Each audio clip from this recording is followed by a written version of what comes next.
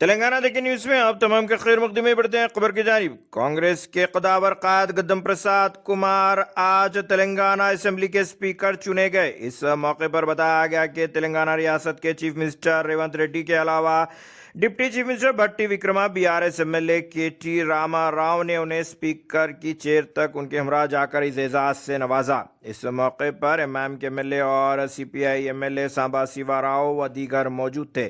प्रसाद Kumar Vikarabad SS से MLA चुने गए, जो कि अनडिवाइडेड आंध्र प्रदेश में कांग्रेस के दौर में वो मिनिस्टर की हैसियत से भी अपनी खिदमत अंजाम दे चुके हैं।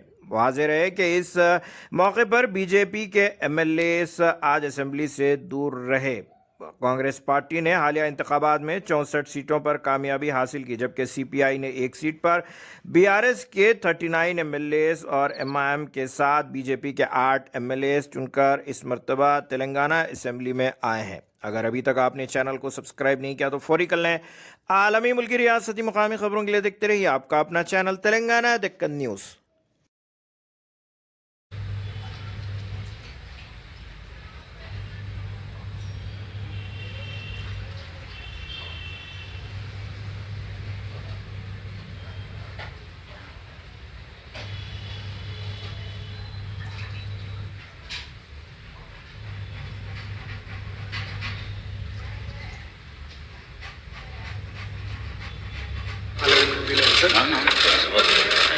ప్రతిపక్షము పాలకపక్షము విపక్షము అనే విభేదాలు లేకుండా సభ్యులంటే ఈ సభ యొక్క సభ్యులు ఆ సభ్యులు లేవనెత్తే అంశాలను వారు లేవనెత్తిన అంశాలలో ఉన్న లోతును దృష్టిలో పెట్టుకొని తప్పకుండా స్పీకర్ గారు ఆ సమస్యలకు పరిష్కారం చూపిస్తారు. ఒక కుటుంబాన్ని, ఉమ్మడి కుటుంబాన్ని నడిపించడం, సమన్వయం చేయడం, సమాజంలో ఆ కుటుంబం యొక్క గౌరవాన్ని నిలబెట్టడం తెలిసిన వ్యక్తులు ఈ సభకు సభాధ్యక్షుడు అయిందంటే మన అందరి యొక్క హక్కులను తప్పకుండా వారు కాపాడతారు.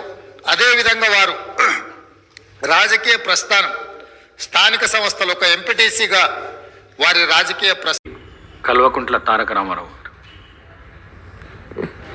అధ్యక్ష, ముందుగా శాసనసభ అధిపతిగా ఎన్నికైన మీకు హృదయపూర్వకంగా మా పార్టీ పక్షాన, మా అందరి పక్షాన కూడా హృదయపూర్వకంగా మీకు అభినందనలు తెలియజేస్తూ, మా పార్టీ అధ్యక్షులు పెద్దలు